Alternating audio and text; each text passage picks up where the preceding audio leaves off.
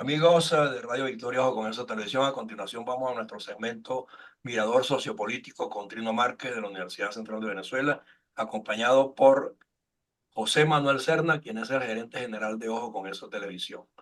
Y vamos a conversar con Trino Márquez en su segmento porque él es quien pone los temas, pero nosotros quisiéramos hoy sugerirle que hablemos un poquito del desarrollo de la campaña, de la forma descompuesta en que está actuando Diosdado Cabello, Maduro, Jorge Rodríguez, o sea, queriendo ser agresivo con el señor Edmundo González, porque no tienen argumentos válidos para contrarrestar su prestigio y sus méritos.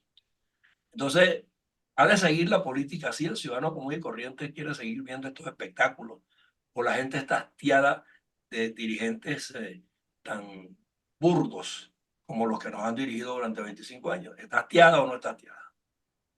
Sí, no, sin duda alguna que la gente quiere cambio y un cambio inmediato, ya Cualitativo, por encima de todo. exactamente. Hoy acabo, antes de reunirme con ustedes, acabo de verla en la última encuesta de Data Analysis que coincide con la de Consultores 21 y hay dos datos que son muy importantes. Uno es que la intención de voto ha aumentado de manera muy importante. José Antonio Gil Yepes, uno de los directivos de Data Analysis, señala que por encima del 70% se encuentra la intención de voto, cifra que coincide con la que tenemos en Consultores 21. Y el otro dato importantísimo es el deseo de cambio pacífico y constitucional a través del voto, que es un deseo que tiene la inmensa mayoría de los electores. Entonces, si cruzamos esas dos informaciones, nos vamos a dar cuenta de que la gente, primero, quiere votar para preservar la democracia e introducir los cambios por la vía pacífica, y por la otra, que quiere cambiar, que ya le parece suficiente que un régimen que ha durado durante 25, que ha durado 25 años en el poder y que ha arrojado estos resultados tan desastrosos, pues le dé lugar a una distinta, a una alternativa distinta, a una opción diferente de gobernar y de entender al país. Entonces, me parece que estos dos puntos son muy importantes. Un tercer elemento que hay que destacar es el inicio de la campaña, de la campaña de calle, de los actos de masa por parte de Edmundo González Urrutia. Esto comenzó el día sábado 18 de mayo en La Victoria, que es el pueblo natal de Edmundo. Vamos a llamarlo Edmundo porque va a ser es el candidato opositor y creo que hay que colocarlo en un plano un poco más terrenal. Bueno, esto fue un verdadero éxito. Esto conmocionó al país. No solamente conmocionó a La Victoria y al estado Aragua, sino que conmocionó al país, porque el país y el mundo pudieron ver cómo la gente con aquel entusiasmo, con aquella entrega, se volcó a las calles de La Victoria a acompañar a Edmundo, a acompañar a María Corina y al resto de los dirigentes de la plataforma unitaria que se hicieron presentes allí en La Victoria. Lo cual es muy importante porque yo noto un cierto ánimo de escepticismo, de dudas muy arraigadas, de sospechas, que no dudo de que tienen un fundamento empírico, real, por todo lo que hemos visto en el pasado, pero una campaña electoral, una campaña presidencial no pueden basarse en las sospechas, en la duda, en los temores, en esa angustia permanente que presentan o que expresan algunos analistas, porque si no, no se hace campaña. Afortunadamente, en Venezuela tenemos más líderes que con fe, optimismo, inteligencia y claridad están promoviendo el cambio que analistas políticos como estos que viven ven una solución, pero le colocan un problema inmediatamente. ¿Sabes lo que yo Y valoro aquí, Trino? Lo que yo valoro en el comportamiento de los partidos, sean nuevos o sean viejos, es que asumieron que su actitud en esta ocasión tiene que ser de discrecionalidad, porque la gente los ha percibido como cohabitando o como tolerantes de, sin una acción concreta. Y en esta oportunidad se les ha pedido que participen, pero que la vocería la lleve quien la tiene que llevar, alguien que, en la que la gente tenga confianza y no la haya visto, oído mentir nunca. Y eso es lo que María Corina está haciendo. Y la figura del sí, mundo, de alguna manera, con la brevedad con que él se dirigió a la masa, que yo vi el evento de la victoria que tú mencionas, o sea, con 5 o 6 puntos concretos que hay que concreto. manejar como un plan de emergencia nacional. Nos está diciendo lo que dijo alguna vez Huelva Larrazábal en el 58. El plan de emergencia tiene que ir en función de la gente y los servicios para poder hablar después de grandes estadios de desarrollo.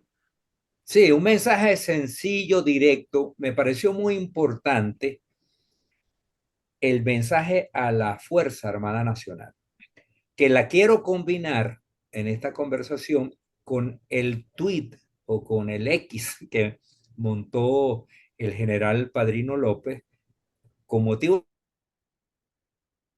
de Washington. El general Padrino dijo que la Fuerza Armada no iba a utilizar una escalada de conflicto con Guyana para suspender la elección del año de julio de próximo. Y esto me parece muy importante porque es un mensaje de quien ha sido ministro de la Defensa durante 10 años consecutivos. Padrino López es el ministro de la Defensa más longevo del país y probablemente sea, no sé si de América Latina, pero de los países democráticos es sin duda, porque los ministros de la Defensa suelen renovarse cada año o cada 2 o 3 años. Y Padrino tiene allí 10 años.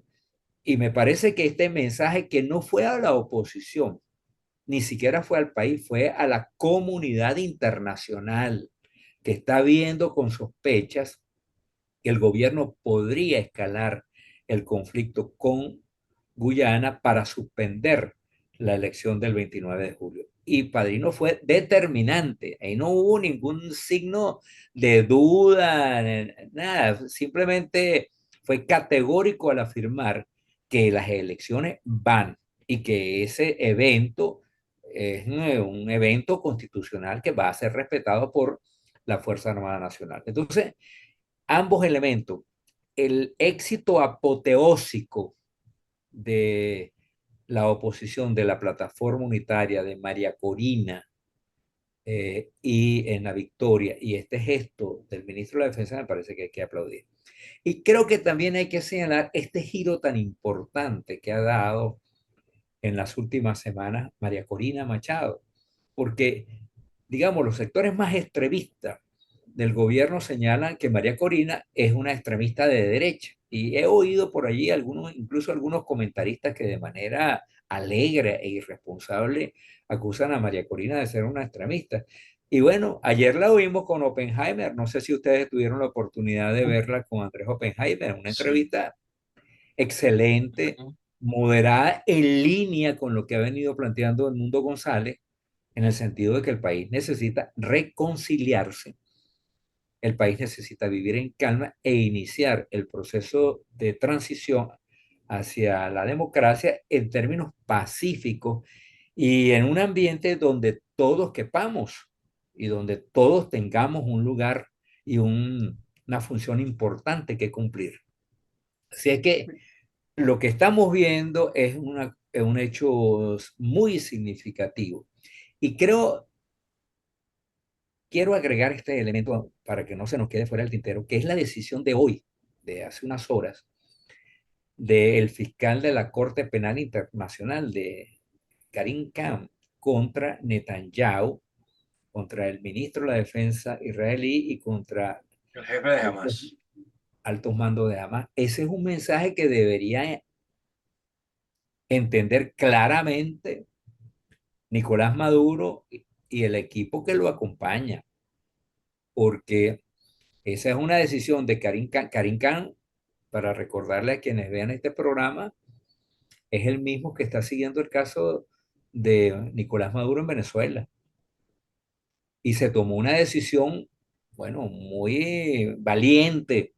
No, no creo que sorprendente, sino una decisión muy valiente que debe tener alerta al presidente de Venezuela, porque si aquí hay un movimiento que intenta desconocer las elecciones del 29 de julio o que intenta desconocer los resultados o después de que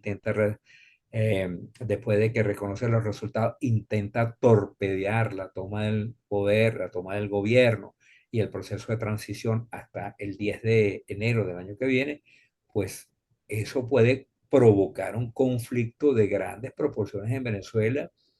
Y lo que está diciendo Karim Khan es que los presidentes democráticos, los presidentes del mundo, los jefes de gobierno, los altos mandatarios, tienen que ser cuidadosos con el trato que le dan a sus pueblos.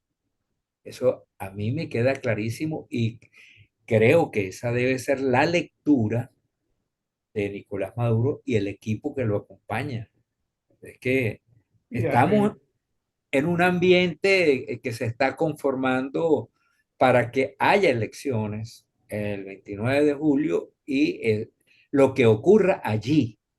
Yo no quiero ser triunfalista, no me gusta y no le corresponde a una persona que intenta interpretar el curso de la realidad, no le corresponde ser triunfalista, pero los datos, los procesos tal como se vienen conformando, indican que vamos a las elecciones. En este momento, todo indica que la mayoría está por el cambio y está con el mundo y María Corina y que esos resultados habrá que respetarlos. Bueno, eh, José Manuel, su parecer. mira, bueno, oyéndote, me parece muy bien, estoy muy de acuerdo con ustedes. Lo que quería era decirte que esto último que mencionas coincide, va como quien dice, en una misma corriente con otros acontecimientos, como por ejemplo el triunfo en Santo Domingo de un Ajá. movimiento liberal de izquierda, algo que yo desde hace muchos años, desde que fracasó el consenso de Washington, se lo vi a un economista en un texto que es maravilloso, se llama John Wilkinson, y él decía en ese análisis del fracaso del, del consenso de Washington, que la izquierda no tenía por qué tener prejuicio de ser liberal, que habían perdido un gran recurso para ganar y para tener poder.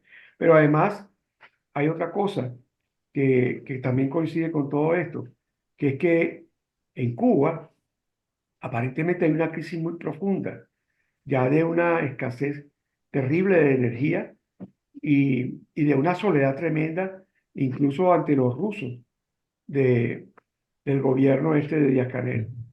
Estas tendencias podrían ser irreversibles, sin copiarme de nadie, por supuesto. Y por otro lado,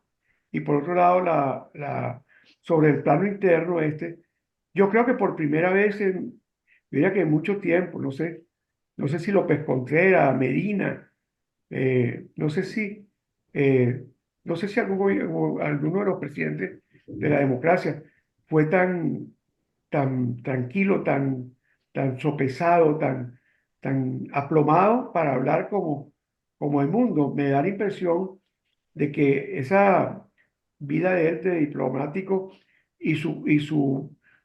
algunas cosas que yo conozco de él, es un hombre intelectualmente muy avanzado, muy culto, revelan que Venezuela puede por primera vez quizás enfrentar un cambio hacia una democracia plena en la cual la confrontación de paso a la, digamos, a la discusión política, etcétera. Es decir, ¿cómo ves tú eso? Por una parte, la tendencia internacional que parecía soplar a favor, y por otra parte, en el escenario venezolano, un actor muy distinto, que incluso le ha puesto como un poquito de plomo al cometa de María Corina, que vuela muy, muy duro. Sí, sí, le ha puesto unos estabilizadores allí. Sí, mira, yo creo que hay una tendencia, me parece importante destacar el significado de la elección en República Dominicana ayer. Repitió el presidente que gana por segunda vez, por cierto, dijo en su primera declaración que esta era la última vez que él aspiraba a ser presidente, que con esto que me parece suficiente, porque tiene 8 años en el gobierno y estos 4 años serían 12, me parece que es un plazo suficiente. Espero que introduzca, y lo prometió, introduzca una reforma para impedir la reelección indefinida, porque este es uno de los elementos más perversos que hay en un régimen presidencialista. En un régimen parlamentario, donde el Parlamento tiene algunas supremacías sobre el Ejecutivo, la reelección no es tan grave. Aunque yo creo que hay que también modelarla porque una de las virtudes que tiene el sistema republicano y el sistema democrático es la renovación del liderazgo. Esto es una característica importantísima, fundamental. Por aquello que decía Lord Acton, ¿no? De que, que el poder corrompe y el poder absoluto corrompe absolutamente. Y por lo que decía Bolívar, de que quienes se acostumbran a mandar eh, se corresponden con quienes se acostumbran a obedecer eternamente. Entonces, es una norma sana del republicanismo. Pero volviendo al tema inicial, el presidente de Dominicano fue reelecto y es un hombre de centro izquierda. Esta es la cuarta o quinta elección que se hace en América Latina recientemente. Tenemos reciente, hace poco más de un año a Colombia, a Petro, hace un poco más a Lula, un poco más a Gabriel Boric en Chile. Se va a realizar pronto la elección en México en octubre. Entonces, se realizó en Honduras y en todos los países ha habido una transición, ha habido cambios, en algunos casos cambios de signo. Colombia fue evidente, incluso competían un señor que representaba al empresariado y digamos a las clases empresariales colombianas con Petro que venía del M19. Y ese cambio se produjo allí sin que hubiera ruptura constitucional, manteniendo el hilo constitucional.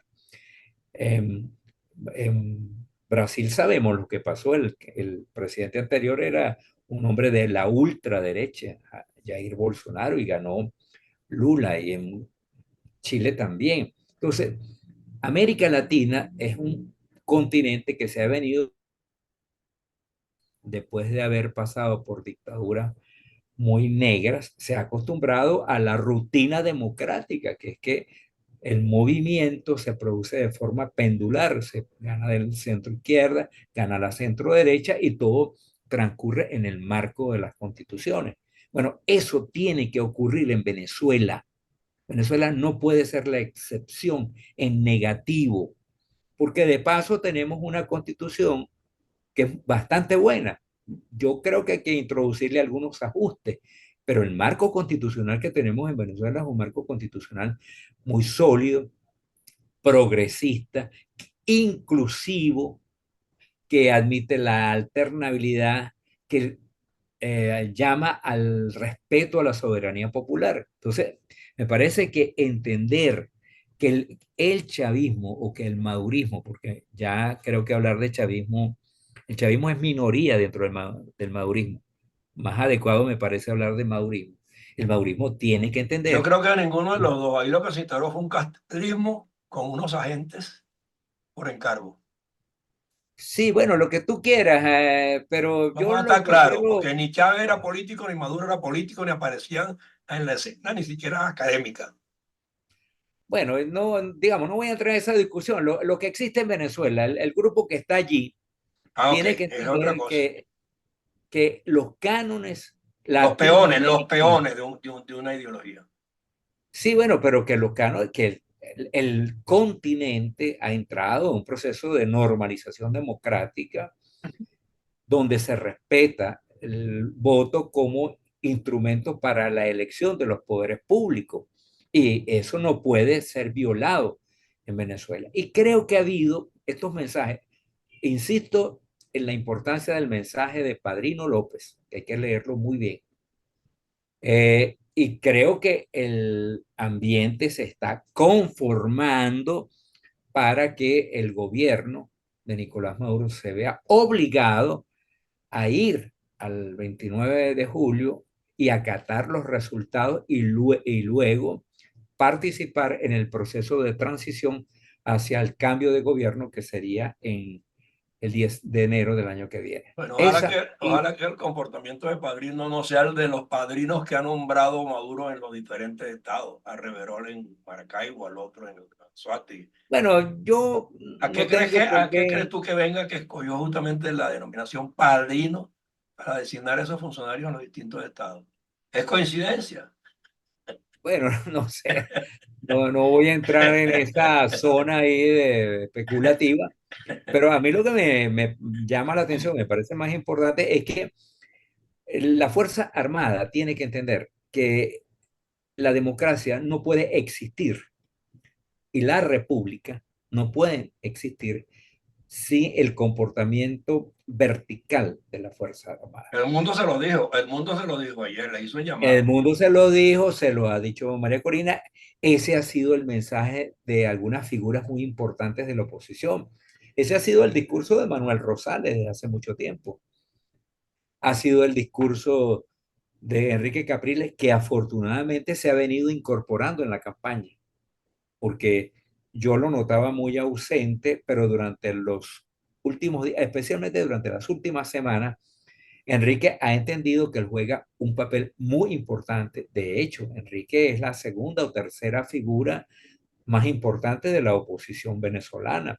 Lo que Y se le ese, tiene que pedir a los demócratas, Trino, es que dejen los complejos, que no son imprescindibles, que no son únicos y que todos tienen derecho y cabida en la medida que se reinstitucionalicen sus partidos y los configuren con verdaderos talentos, con sentido y vocación democrática y de alternancia, inclusive en el desempeño de la dirección de esa organización.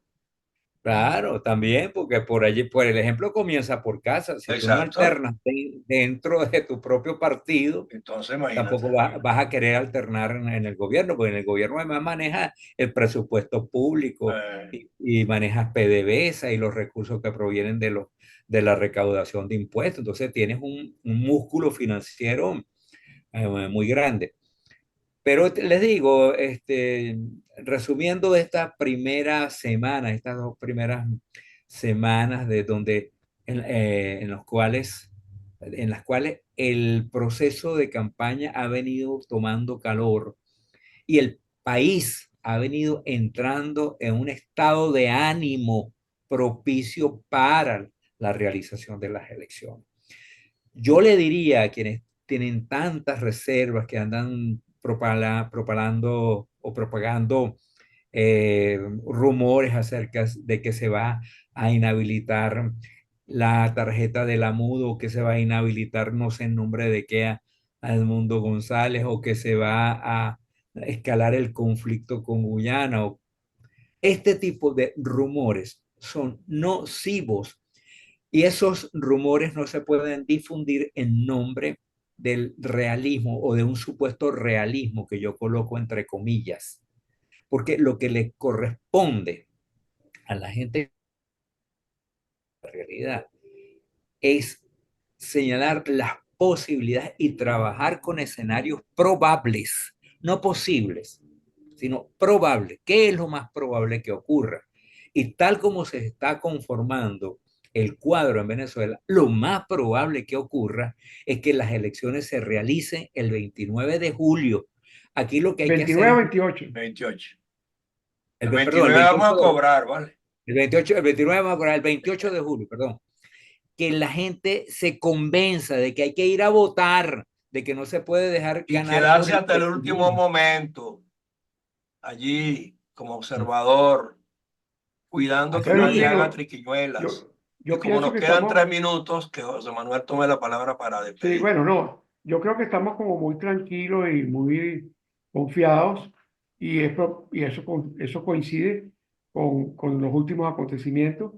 Sin embargo, pienso que hay muchas cosas importantes en esta transición que deberíamos ir discutiéndolas aquí y analizándolas, como el problema de los primeros 100 días, que yo no sé si van a empezar en enero o van a empezar el 29 de julio.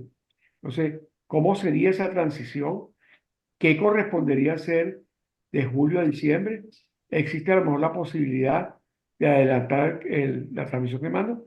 Quizás no, pero quizás allí hay que ver bien, porque acuérdense que el gobierno que va a dejar que va a dejar el poder al otro es un gobierno que tiene muchos problemas de carácter jurídico, judicial, eh, delictivo incluso. Entonces, todo eso hay que analizarlo y ver, porque ayer creo que lo dijo alguien en la victoria el sábado, que había que tener claro que que la justicia iba a tener vigencia. Y eso puede, Si el resultado es plebiscitario, eso del lapso de 6 meses para entregar se puede superar perfectamente bien. Porque O un acuerdo es con la la Asamblea calle, Nacional. exacto. Eso requiere un acuerdo con la Asamblea Pues, Nacional. pero la Asamblea Nacional tiene que convencerse de que la vía para lograr el Sí, sí, objetivo es esa una vez que el resultado sea apabullante. No puede ponerle trabas ni el Ejecutivo, ni el Legislativo, ni el Judicial. Así de sencillo. sí, pero yo diría, en nombre de la Primero vamos a prudencia, ganar, primero que nada. primero vamos a ganar. Aquí hay que aceitar muy bien la maquinaria. Todo el mundo tiene que convencerse de que hay que ir a votar. El deber de cada uno de los ciudadanos es que no haya nadie en su entorno inmediato que no vaya a votar porque se deja ganar por el escepticismo o el pesimismo o la desilusión. Creo que ese es el deber y organizarnos para eso. Luego veremos lo de la transición, cuáles Ya son lo los veremos. puntos José concretos. Manuel, sí. nos queda Gracias a un todos. minuto para Gracias, despedir. Trino. Ok, Gracias, Trino. Como siempre, pues, tu análisis está siempre iluminando el camino. Muchas gracias Ahí por... tiene no marques para rato, así que Sí, vienen más señor. programas. sí, creo que vamos a mantener esta cita los lunes, me parece Claro, importante. vamos a hacerlo todos los Ok. lunes. Muy bien. Anunciándoselo entonces a la audiencia de una Bueno, buena vez. y Todos los lunes, todos tenemos los Sí, también a un periodista que no te perdona una. Tiene una to- danza ahí todo el tiempo. todos con Trino Márquez los días El lunes. amigo Lares. así Todos los, es. Gracias, José Antonio, por estar tan pendiente siempre. gracias. Hasta luego.